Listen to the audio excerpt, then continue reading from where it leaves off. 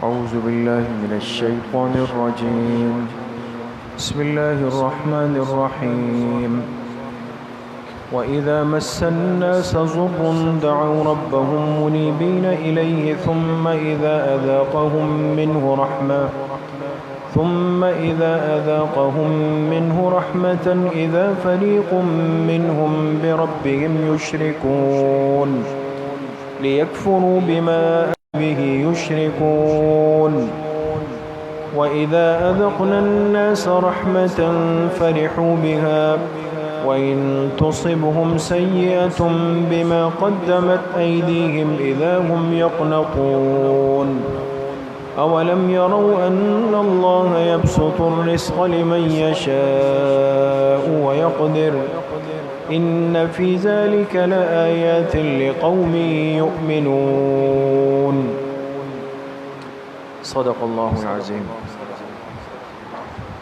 یہ سورہ روم کی آیت نمبر 33 سے آیت نمبر 37 تک 5 آیتیں آپ حضرات کے سامنے تلاوت کی گئی.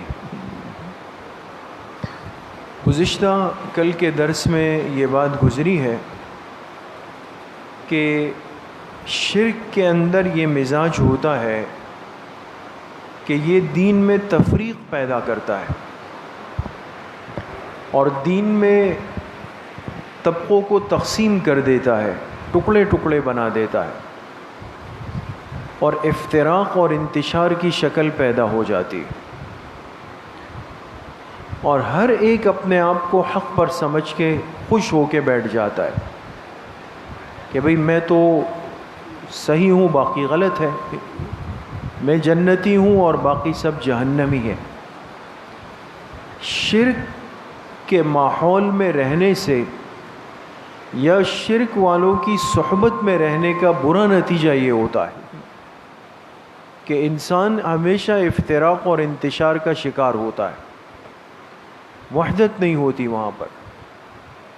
آج کی جو آیات ہے اس میں بھی اللہ پاک نے تذکرہ فرمایا انہی مشرکین کا کہ جو برے حالات میں تو اللہ پاک کو دیکھتے ہیں، جب مجبور ہو گئے، بے بس ہو گئے، بے کس ہو گئے، سارے آسرے اور سہارے ختم ہو گئے، تو پھر کہتے ہیں بھئی اللہ پاک ہمارے اس مسئلے کو حل کر دیں.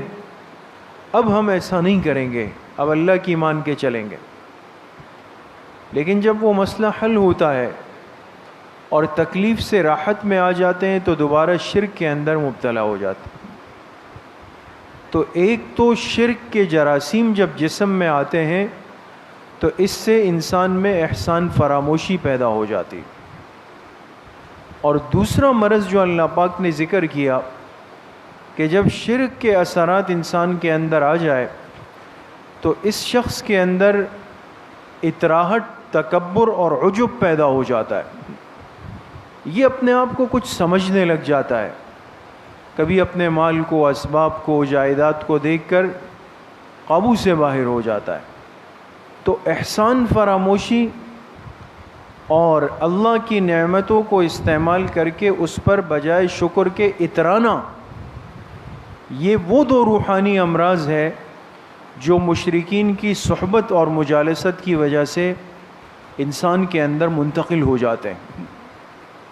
ان آیات کا ترجمہ ہے وَإِذَا مَسَّ النَّاسَ ضُرٌّ دَعَوْا رَبَّهُمْ مُنِيبِينَ إِلَيْهِ. اور جب ان لوگوں کو کوئی تکلیف پہنچ جائے تو دعوا ربهم، پھر اپنے رب کو پکارتے ہیں منیبین الیہ، اس انداز میں کہ خالص اللہ کی طرف رجوع کر کے.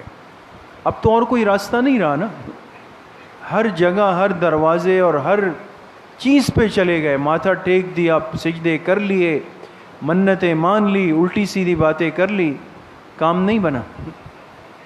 جب دیکھ لیا اب کچھ نہیں ہو رہا، پھر کہا اللہ میرے اس کام کو بنا دے.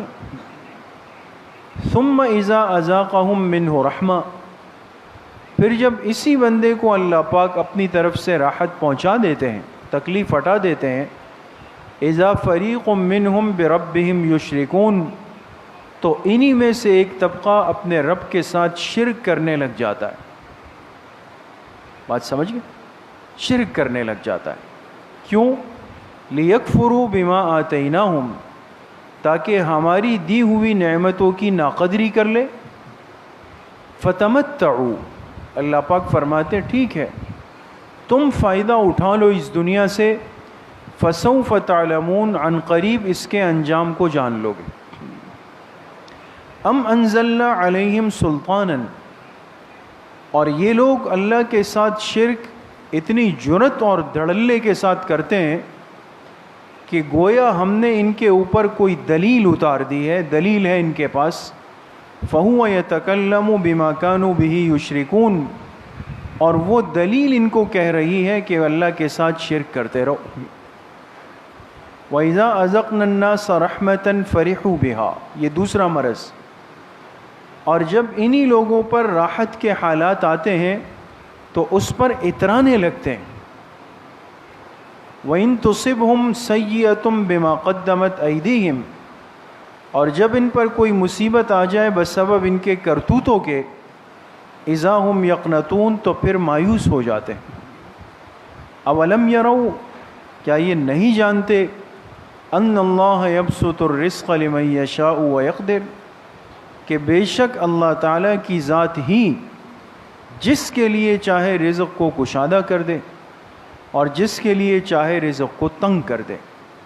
ان فی ذلک لآیات لقوم یؤمنون، بے شک ان تمام باتوں میں عبرت کی بڑی باتیں ہیں ان لوگوں کے لیے جو اللہ پر ایمان رکھتے ہیں.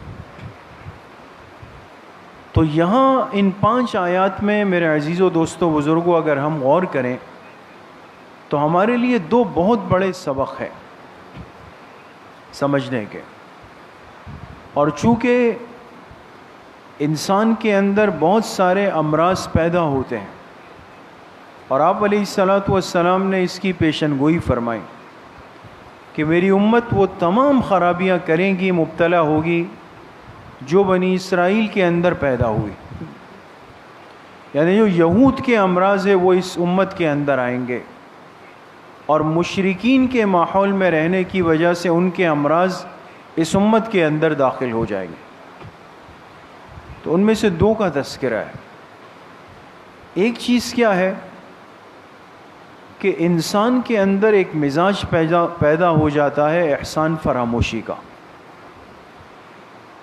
دنیا کے اندر اگر انسان پہ برے حالات آ جائے اور اس کو یقین ہو کہ بھئی کراچی میں تو میرے 10 دوست ہیں اور ان سے میرے بڑے اچھے تعلقات ہیں اچھے دنوں کے، برے وقتوں میں میں نے بھی ان کو بڑا سہارا دیا، کوئی مسئلہ نہیں، ان میں سے کسی کے پاس بھی چلا جاؤں گا مسئلہ حل ہو جائے گا.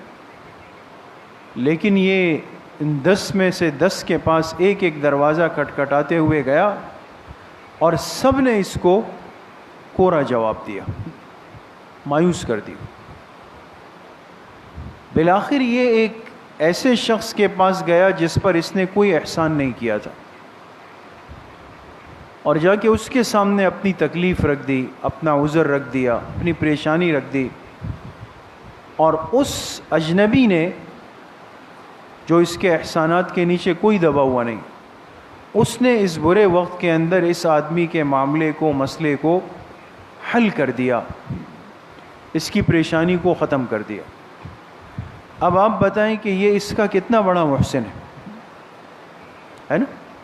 اصل محسن تو وہ ہے جو برے وقتوں میں کام آئے. اس آدمی پر احسانات ہونے کے بعد پھر جب وہ وقت آیا کہ اس کے حالات بہتر ہو گئے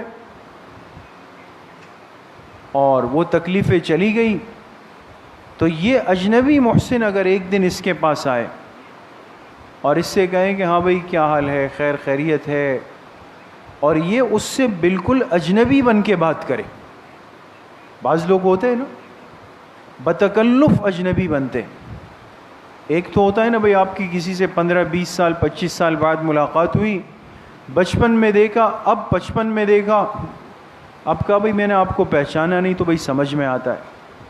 لیکن بعض لوگ ایسے ہوتے ہیں کہ تھوڑا سا صاحب منصب ہو گئے، اب پرانے پڑوسی آئے، پرانے تعلق والے آئے، پرانے دوست آئے، تو کہا اچھا جی لگ رہا ہے آپ سے کہیں پہلے ملاقات ہوئی ہے نا. ایک اجنبیت سی ظاہر کر رہا ہے. یہ بہت بڑا احسان فراموش ہے کہ جو برے وقت کے دوست کو اپنے صرف وقتی منصب کی وجہ سے پس پش ڈال رہا ہے. یہ میں نے ایک مثال آپ سے عرض کی. مومن کے اندر یہ وصف ہے کہ یہ اپنے محسن کو کسی حالت میں نہیں بھولتا، کسی حالت کے اندر بھی.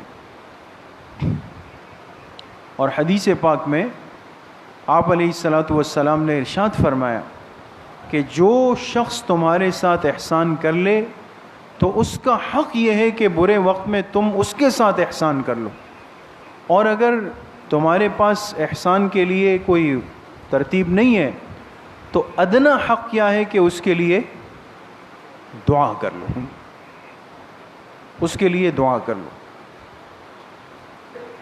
تو احسان فراموشی انسان کے اندر آ جاتی ہے. دنیا کی تکلیفیں جب آج انسان کو لگ جاتی ہے، ہم آپ دیکھیں نا 10 دروازوں پہ جاتے ہیں، یہاں گئے یہاں گئے یہاں گئے یہاں گئے یہاں گئے یہاں گئے. جس نے جو راستہ دکھایا، جو در دکھایا، جو جگہ بتائی کہ آپ یہ کام کر لیں تو بس آپ کا کام ہو جائے گا، آپ یہ کر لیں آپ کا کام ہو جائے گا. یہ کہنے والے بہت کم ملیں گے دوستو آپ کو، جو آپ سے کہیں گے کہ بھئی آپ کی یہ مشکلات ہیں نا اللہ کی طرف رجوع کر لیں. آپ کی مشکلات ہیں نا، حدیث پاک میں اس کا حل بتایا گیا کہ بھئی صلاۃ الحاجت پڑھ لے، اور 2 رکعت صلاۃ الحاجت پڑھ کے مسنون دعا پڑھ لے. اور یہ بتانے والے بہت کم ہوں گے جو کہیں کہ بھئی آپ پر مشکلات ہیں، آپ اللہ کے راستے میں صدقہ دے دیں، آپ کی یہ تکلیف ختم ہو جائے گی. لیکن یہ باتیں تو خال خال لوگ بتاتے ہیں. باقی اوٹ پٹانگ الٹی قسم کی باتیں بتانے کے لیے بڑے بڑے مجمع ہوتے ہیں. میں فلاں جگہ گیا تھا وہاں میرا مسئلہ حل ہوا، میں فلاں کے پاس گیا وہاں میرا مسئلہ حل ہوا، میں فلاں کے ساتھ رہا وہاں میرا مسئلہ حل ہوا. غیر اللہ کے پاس بھیجنے کی سبیلیں بنتی کہ وہاں جائے وہاں جائے وہاں جائے.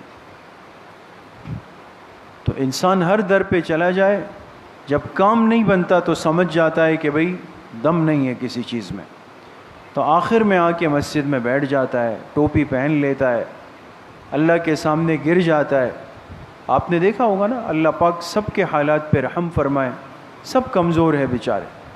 لیکن اکثر ایسا ہوتا ہے، آپ نے بھی کبھی تجربہ کیا ہوگا کہ کوئی ایسے اجنبی سا آدمی جو پہلے مسجد میں زیادہ نظر نہیں آیا، اچانک آپ کو نظر آئے گا اور وہ بہت رو رہا ہوگا، سجدے میں گر جائے گا، گڑ گڑائے گا، قرآن کریم سر پہ رکھے. یہ وہ شخص بیچارہ ہے جو ہر طرح کے دروازوں کا مارا ہوا، حالات کا مارا ہوا، بالآخر اللہ پاک کے پاس آیا. اور جب اللہ کے پاس آیا تو اللہ کی ذات تو 70 ماؤں سے زیادہ مہربان. وہ تو بڑی بڑی نافرمانی کرنے والوں کو بھی معاف فرما دیتے. تو جب اللہ کے پاس آتا ہے وہ مسائل، وہ معاملات وہ حل ہو جاتے ہیں. اب شیطان کیا پٹی پڑھاتا ہے، غور کیجیے گا. اب معاملہ اللہ پاک کی طرف سے حل ہوا، اب شیطان اس کو کہتا ہے کہ یہ سوچو ذرا کہ تم کن کن کے پاس گئے تھے، پتہ نہیں یہ کس کا جو ہے نا وہ عمل کام کر گیا ہے، کون سا والا تعویذ چل گیا ہے یہاں پر. اب یہ نہیں کہہ رہا کہ بھئی تم اللہ کے پاس آئے تو یہ مسئلہ حل ہوا، ورنہ پہلے در بدر کی ٹھوکریں کھا رہے تھے. وہی اللہ کے غیر کے راستے اس کو سکھا رہا ہوتا ہے. تو یہ اس اچھے حالات کے اندر اپنے محسن حقیقی اللہ پاک کی ذات کو بھول جاتا. تو پہلا مرض کیا ہو گیا، احسان فراموشی. مومن کے اندر ایسا نہیں، ہر حال میں اللہ کی طرف رجوع، مسئلہ حل ہو جائے تو اللہ کے پاس آئے. پہلے صلاۃ الحاجت پڑھی، اب صلاۃ الشکر پڑھے گا. سمجھ گئے؟ پہلے اس نے اپنے مصیبت کو ختم کرنے کے لیے جو ہے صدقہ کیا، اب اللہ کے راستے میں خرچ کر کے اللہ پاک کو راضی کر. دوسری چیز جو ہے وہ ہے اترانا. اترانے کا مطلب یہ ہوتا ہے کہ ایک انسان کے اندر استعداد اور ظرف ختم ہو جائے، ظرف نہیں رہے اس کے اندر. کیا مطلب؟ اچھے اور برے حالات کا آنا، رزق کا کشادہ ہونا، تنگ ہونا، یہ سب کس ذات کی طرف سے؟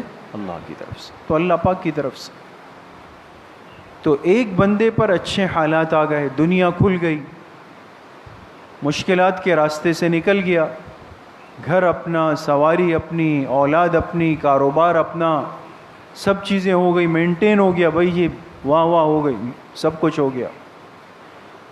دنیا کے اچھے حالات دوستو یاد رکھیں، یہ سب سے زیادہ انسان پر حق ہوتا ہے کہ اچھے حالات ملنے کے بعد انسان اللہ پاک کے سامنے اتنا ہی زیادہ عاجز بن جائے. متکبر نہیں، عاجز بنے. اس لیے صحابہ فرماتے ہیں حضور علیہ السلام جب سن 8 ہجری میں مکہ مکرمہ میں داخل ہو رہے تو 8 سال کی جدائی، اور ان لوگوں سے جنہوں نے آپ کو بہت زیادہ بدسلوکی کر کے بے دخل کیا، سب چیزیں ہوئی. 8 سال کے بعد اس شہر میں جا رہے ہیں، اپنا خاندان، اپنی زمین، اپنا گھر، بیت اللہ شریف. لیکن فرق یہ تھا کہ آج آپ کے ساتھ 10,000 صحابہ تھے، اور جب جا رہے تھے 8 سال پہلے 2-2 3-3 2-2 3-3 آپ صرف حضرت ابوبکر صدیق رضی اللہ عنہ سے. آج فاتح بن کے آئے، 10,000 صحابہ کے ساتھ آئے، اور مکہ والے سر جھکا کے کھڑے ہوئے. آپ علیہ السلام کیا کچھ نہیں کر سکتے تھے ان کے ساتھ میں، لیکن آپ نے اپنے عمل سے امت کو تعلیم دی کہ جب تکلیف کے بعد اللہ پاک خیر کے حالات دے دیں، راحت کے حالات دے دیں، تو انسان کی تواضع بڑھ جائے. صحابہ فرماتے ہیں آپ اپنی سواری پر ایسے بیٹھے ہوئے تھے کہ آپ کا سر مبارک مستقل نیچے جھکا ہوا تھا، آپ نے سر نہیں اٹھایا. تواضع کے ساتھ آپ داخل ہوئے اور اللہ پاک کے لیے حمد کے، ثنا کے، تعریف کے کلمات کہتے ہوئے داخل ہوئے. اکڑ یہ تو ایمان کے ساتھ جڑ نہیں سکتی دوست، کہ انسان کے پاس تھوڑی سی دنیا کیا آ گئی، اس کی ٹون بدل گئی، چلنے کا انداز، بولنے کا انداز، بیٹھنے کا انداز، سب چیزیں ہی بدل گئی، سب ختم ہو گئی. یہ انسان کے ظرف کی کمی کی دلیل ہوا کرتی ہے دوست. اس لیے میرے عزیزوں، دوستوں، بزرگوں، جب اللہ پاک انسان کو دنیا کے اسباب حلال طریقے سے دے دے، اسباب مل جائے، خوشیاں مل جائے، راحتیں مل جائے، انسان اتنا ہی زیادہ متواضع ہو جائے اور اس کے اندر عاجزی پیدا ہو جائے، ہتھے سے نہ اکھڑے کہ بس اب تو ایسی ایسی باتیں کر رہا ہے کہ جو سمجھ میں ہی نہیں آنے والی. یہ کیفیت اللہ پاک کو سخت ناپسند ہے. تو یہ 2 امراض اللہ پاک نے فرمایا یہ مشرکین کے ہیں، لیکن جو شخص ان کی صحبت میں، ان کے ماحول میں، ان کے اثر میں رہے گا تو احسان فراموشی اور اکڑ تکبر اس کے اندر بھی پیدا ہو جائے گا، اس کے اندر بھی آ جائے گا. آج ہمارے اندر یہ امراض کیوں ہیں؟ یا تو ہماری مجلس خراب ہے، صحبت خراب ہے، دوستیاں خراب ہیں، اور اگر یہ نہیں تو سارا دن نعوذ باللہ ایسی چیزوں کو دیکھتے ہیں کہ جس میں گانے ہیں، باجے ہیں، مشرکین ہیں، اور ہندو ہیں اور سکھ ہیں، اور یہ سب کیا کچھ دیکھا جا رہا ہے دوست. جن کی معاشرت کو آج کا نوجوان اور آج کی قوم دیکھے گی اس کا اثر تو پڑے گا زندگی پر، وہ چیز آ رہی ہے. اس لیے ان روحانی امراض سے آج اپنی حفاظت بہت ضروری. اللہ کریم مجھے بھی آپ سب کو صحیح عمل کی توفیق نصیب فرمائے. انشاءاللہ کل بروز اتوار بعد نماز عشاء ماہانہ اصلاحی بیان اور ذکر کی مجلس ہوگی. تمام ساتھیوں سے شرکت کی درخواست ہے. اور کل سے عشاء کی نماز کتنے بجے ہو گئی؟ 9 بجے ہو گئی. الحمدللہ رب العالمین.